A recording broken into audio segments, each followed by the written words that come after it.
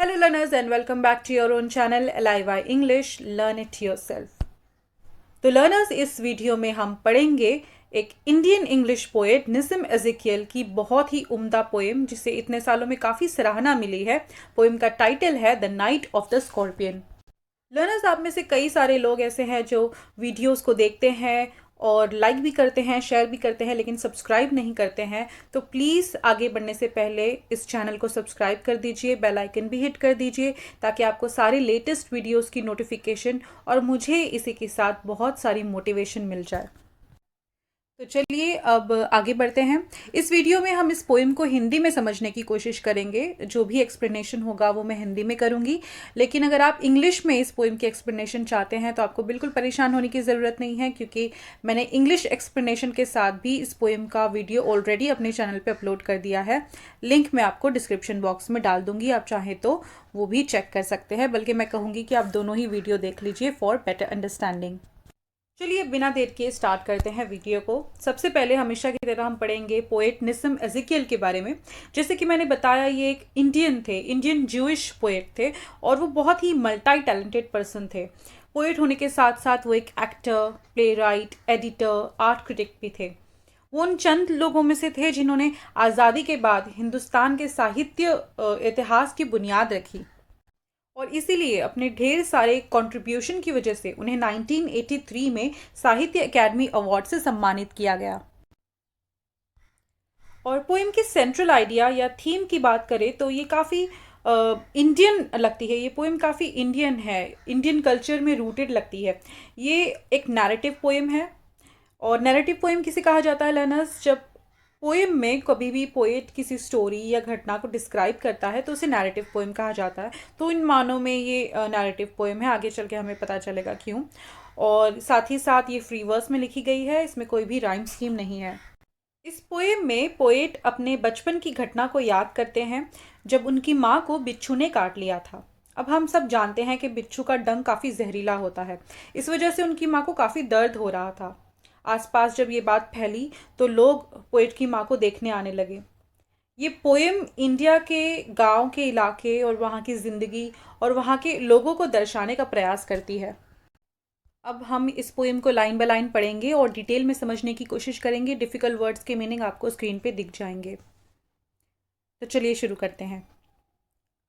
I remember the night my mother was stung by a scorpion. 10 hours of steady rain had driven him to crawl beneath a sack of rice. Parting with his poison flash of diabolic tail in the dark room, he risked the rain again. The peasants came like swarms of flies and buzzed the name of God 100 times to paralyze the evil one. तो poet अपने बचपन की घटना को याद करते हुए बताते हैं कि उन्हें आज भी याद है जब एक रात काफ़ी घंटों से बारिश हो रही थी, 10 घंटों से बारिश हो रही थी और इस बारिश की वजह से शायद एक बिच्छू उनके घर में घुस आया था और घर में रखी चावलों की बोरी के पीछे छुप गया था। और पोएट की माँ को शायद ये पता नहीं था, उन्होंने देखा नहीं था और वो इस बिच्छू का शिकार हो जाती है। वो बिच्छू पोएट की माँ को डंक मारकर फिर से शायद बारिश में निकल जाता है। जब ये बात आसपास के लोगों को पता चलती है, पड़ोसियों को पता चलती है, तो लोग इन्हें देखने आने लगते हैं। इन बहुत सारे लोगों को पोएट यहाँ पर मक्खियों के झुंड से कंपेयर करते हुए सिमिली का इस्तेमाल करते हैं, बहुत बखूबी करते हैं। यानी आने वाले लोग बहुत ज़्यादा थे और ये चीज़ हमारे भारत के गांव की, वहाँ की ज़िंदगी की और वहाँ के लोगों की एक बहुत ही अच्छी, बहुत ही यूनिक खूबी को दर्शाती है कि लोग गांव में कैसे एक दूसरे से काफ़ी कनेक्टेड होते हैं। किसी भी वक्त में, चाहे खुशी हो वो या गम का कोई वक्त हो, कोई परेशानी हो, कोई काम हो, वो सारे एकजुट हो जाते हैं, एक साथ आ जाते हैं और यही बात उन्हें खास बनाती है। तो पोएट कहते हैं कि लोग कई तादाद में, कई नंबर्स में उनकी माँ को देखने आने लगे।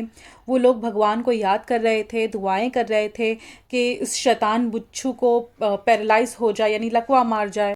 अब गांव के ये लोग ऐसा क्यों कहते हैं, ऐसी दुआएं क्यों मांगते हैं, ये हम आगे की लाइनों में जानेंगे। With candles and with lanterns throwing giant scorpion shadows on the mud-baked walls, they searched for him. He was not found. They clicked their tongues. With every movement that the scorpion made, his poison moved in mother's blood, they said. तो गांव के लोग बिच्छू को बुरा समझते हैं, बुरा मानते हैं। और वो सारे लोग जो आ रहे थे, जैसे कि पोएट ने बताया था कि बारिश हो रही थी और रात का वक्त था, तो सारे लोग कैंडल्स और लैंटर्न्स लेकर आए आए थे। और जिसकी वजह से उनकी सारी परछाई जो है खुद स्कॉर्पियन जैसे दिखाई दे रही थी इनके मट्टी के घरों की दीवारों पे। तो पोएट कहते हैं कि सारे लोग जो उनकी माँ को देखने आ रहे थे, वो सारे कोशिश कर रहे थे किसी तरह उस बिच्छू को ढूंढ ले। वो सब बिच्छू को ढूंढने की कोशिश में थे। वो उसे ढूंढ कर मारना चाहते थे। अब वो ऐसा क्यों चाहते थे? जैसे कि मैंने बताया, वो उसे बुरा समझते हैं। और उनका ये एक और मानना था, एक ब्लाइंड फेथ था, कि जितना ज़्यादा ये बिच्छू किसी को डंक मारने के बाद हरकत करता है या जितना ज़्यादा चलता है, उतना ही उसका जहर पीड़ित के खून में फैलता जाता है, जो कि बहुत ज़्यादा डेंजरस हो सकता है। तो वो सारे लोग कोशिश कर रहे थे कि जल्दी से जल्दी इस बिच्छू को वो ढूंढ निकाले, लेकिन वो बिच्छू किसी को भी नहीं मिल रहा था। आगे बढ़ते हैं। May he sit still, they said. May the sins of your previous birth be burnt away tonight, they said.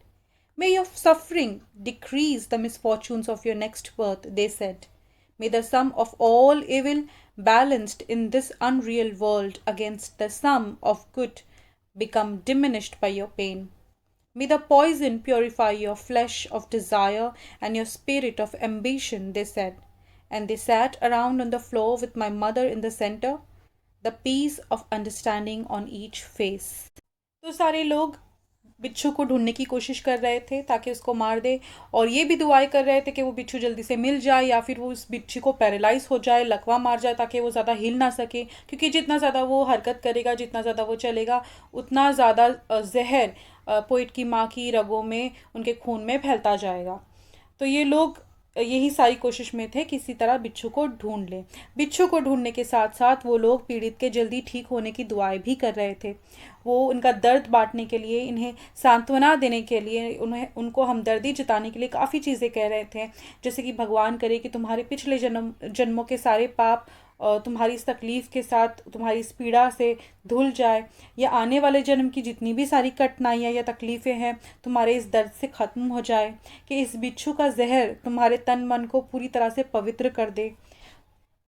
तो कवि की माँ ज़मीन पर बीच में लेटी हुई दर्द से तड़प रही थी, और इसके इर्द गिर्द ये सारे लोग ये सारी बातें कर रहे थे। तो इस चीज़ से इस वक्त के लोगों की ये जो पसमानदा सोच है, यानी इग्नोरेंस है और बैकवर्ड थिंकिंग है, उसका हमें पता चलता है कि जो पेशेंट है वो ऑलरेडी दर्द में तड़प रहा है, बट किसी को उस वक्त पता नहीं है कि क्या करना है, और सब लोग अपने ब्लाइंड फेथ को ही लेके परेशान हैं और उसी में लगे हुए हैं। More candles, more lanterns, more neighbors, more insects, and the endless rain. My mother twisted through and through, groaning on a mat. My father, skeptic, rationalist, trying every curse and blessing, powder, mixture, herb, and hybrid. He even poured a little paraffin upon the bitten toe and put a match to it. I watched the flame feeding on my mother. I watched the holy man perform his rites to tame the poison with an incantation. After 20 hours, it lost its sting. My mother only said, "Thank God the scorpion picked on me and spared my children." तो बारिश अब भी जारी थी। लोग अपनी अपनी candles और लैंटर्न्स के साथ आते जा रहे थे। बारिश है तो काफ़ी इंसेक्ट्स भी आते जा रहे थे।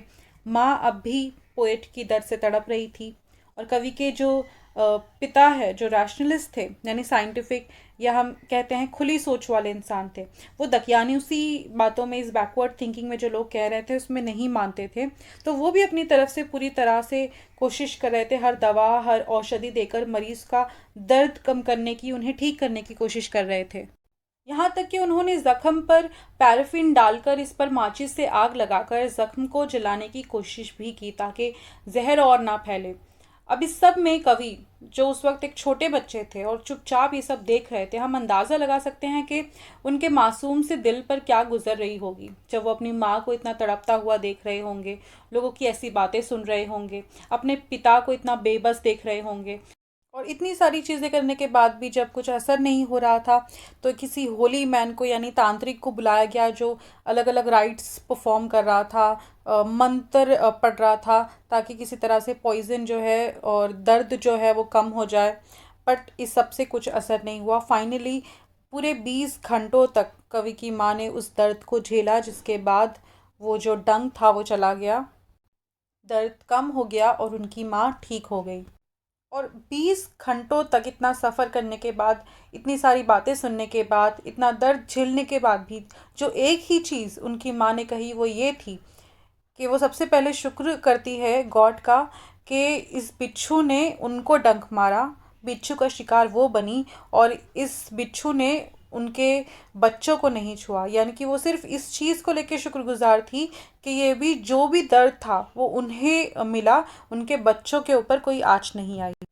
तो आखिरी की ये जो लाइनें हैं वो काफ़ी है हर किसी का दिल छूने के लिए, और सच में सही मायनों में बताती है माँ की ममता के बारे में, कि दुनिया में सबसे ज़्यादा सेल्फलेस, सबसे ज़्यादा गहरा सच्चा प्यार अगर किसी का होता है तो वो एक माँ का अपने बच्चे के लिए होता है।